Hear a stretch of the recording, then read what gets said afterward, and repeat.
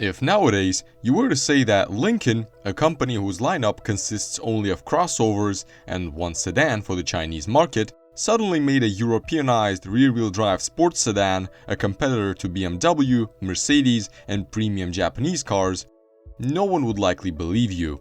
However, that's exactly what they did over 20 years ago. By the early 90s, Lincoln, whose lineup consisted mainly of large sedans and coupes, wasn't particularly interested in competing with its European and Japanese rivals. Compared to Cadillac, which took notice of Europeans back in the 70s and tried to catch up by releasing cars like the Seville, Cimarron, and later the Catera, models that, to put it mildly, did not enjoy the best reputation. The only thing Lincoln rolled out against the Europeans was a rebadged Granada, sold as the Lincoln Versailles, which even then mainly competed with the Seville. But by the mid-90s, watching the Europeans win almost every comparison test, along with slowly but surely winning out Lincoln's buyers, Ford decided to make their move and roll out their response to the foreign sports sedans. You're watching Redline, and let's talk about the Lincoln LS. Fortunately, thanks to Ford's acquisitions, development of a European-style sports sedan didn't start from scratch. After buying Jaguar in 1989, which would release the S-Type sedan a decade later, Ford had the DEU 98 platform at his disposal, and since Jaguar, along with other brands that Ford owned at the time, such as Aston Martin, Land Rover, and Volvo, was being pushed by Ford to share parts in order to reduce costs through the creation of the Premier Automotive Group, which included all of Ford's premium brands, they began building the future sports sedan on this said platform. For example, like the S-Type, the Lincoln had a front-independent double wishbone suspension with gas shocks and an anti-roll bar. In the rear, it had a similar layout, but with a multi-link suspension. The engines in the Lincoln also came from Jaguar. A 3-liter Jaguar AJ V6 based on the Ford Duratec, producing 210 horsepower and 205 foot-pounds of torque, and a 3.9-liter Jaguar AJ V8, good for 252 horsepower and 267 foot-pounds of torque. Both engines powered the rear wheels through a 5-speed automatic transmission, though surprisingly, the V6 was also available with a 5-speed manual as an option, making it the first Lincoln with a manual transmission since 1951. Unfortunately though, Lincoln did not offer a manual for the V8, a missed opportunity considering that it was available on the BMW 540i. As a result, the car had nearly perfect weight distribution, 51% to the front and 49% to the rear with the V6, and 52 to 48 with the V8 engine. This was a very valid point when competing against European sports sedans. The model was named LS, and to differentiate between the V6 and V8 versions, they initially planned to call them LS6 and LS8. However, Lexus, which had its flagship LS model for about a decade, didn't like this. Amusingly, both cars had the same abbreviation for luxury sedan, and Toyota threatened Ford with legal action. In response, Ford pointed out the suspicious similarity between the names of Toyota's new T150 concept and its own F-150 truck, which led to Toyota's pickup going into production as Tundra. Meanwhile, the Lincoln kept its LS name, though the designations were changed to LS V6 and LS V8. The sports sedan made its debut at the 1998 New York Auto Show and hit the American market in 1999. Externally, the car differed from the rest of Lincoln's lineup, looking much more moderate, though it still featured the obligatory dose of chrome all around the body.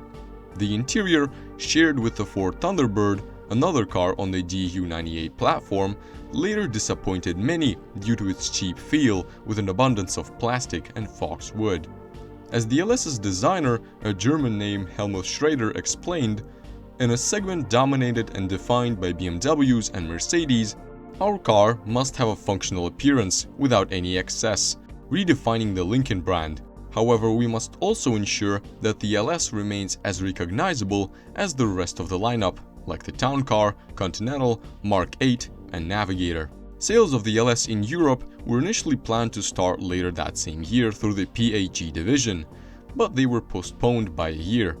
There was even a speculation that, to be competitive in Europe, the car might need a diesel engine, though in the end it never got one. The LS with the V6 and an automatic transmission was priced at $31,450, while the V6 with a manual costed $32,250. The V8 versions started at $35,225. The car was priced fairly aggressively, once again aiming at the European market, as at the time the new BMW 528i was priced at around $38,900. The company expected about 70% of LS sales to be V8 models, 25% V6 with automatic, and only 5% would opt for the V6 manual. The LS had a fairly successful debut and was received well. In terms of handling, it was a stark departure from the stereotypical Lincoln, and American journalists gave positive reviews in road tests, stating that it handled as well as German sedans on twisty roads, though some understeer was noted. The LS also received very high safety ratings, such as a top safety pick from the IIHS, nearly perfect scores from the NHTSA, and the CNBC even called it one of the safest cars of all time. However, in terms of performance, competing with the Germans and Japanese was no easy task. Weighing 3,600 pounds with the V6 and 3,800 pounds with the V8, the LS lagged behind its rivals in acceleration. The V6 version took about 8 seconds to reach 60 miles per hour, while the V8 needed 7.5. In comparison, the BMW 540i of the same year could do it in 6.5 seconds, with slightly better results done by the GS400. Nevertheless, in its first model year, the Lincoln LS was nominated for the North American Car of the Year, and also earned the same title from Motor Trend magazine. By the end of the 2002 model year, with the discontinuation of the Continental, the Lincoln LS underwent a facelift, which included more than 500 changes in total. The V6 engine, now equipped with a continuously variable valve timing for the intake valves, was no longer offered with a manual transmission, and both engines were slightly upgraded. The V6 now produced 232 horsepower and 220 foot-pounds of torque, while the V8, which gained variable valve timing for the exhaust valves, delivered 280 horsepower and 285 foot-pounds of torque. Additionally, McLaren Performance Technologies, no, not affiliated with that McLaren, decided to turn the LS into a serious BMW M5 competitor, unveiling a concept at the 2002 New York Auto Show.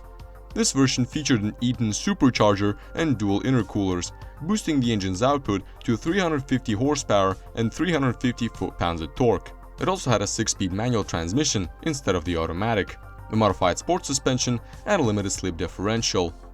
Lincoln claimed that the car could accelerate to 60 miles per hour in approximately 6.2 seconds and cover the quarter mile in 14.2. Lincoln LSs, additionally tuned by McLaren Performance, were supposed to be available for sale, but things didn't go as planned. After this showcase, MPT was acquired by Linamar Corporation, and the new owners had no interest in working with Ford. As a result, the production Lincoln LSEs, of which around 1,500 units were made, were released without superchargers, featuring suspension modified by Ford's SVT division, and a different sportier exhaust system. However, with the facelift came higher prices.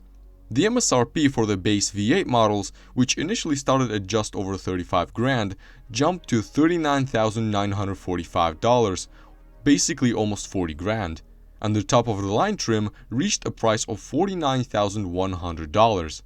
The production of the V6 models was discontinued in 2005, following the release of the Lincoln Zephyr.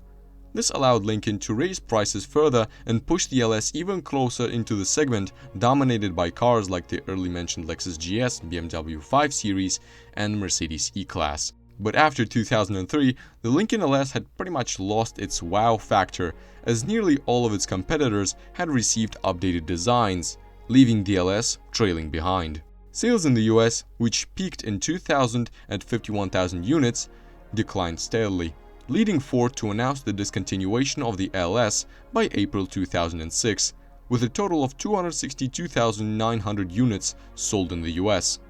Of those, only 2,331 were V6 models with manual transmission. The Euro-style sports sedan was replaced by the Lincoln MKZ, which was essentially the same Lincoln Zephyr I mentioned earlier, just so its previous name only stuck around for a year.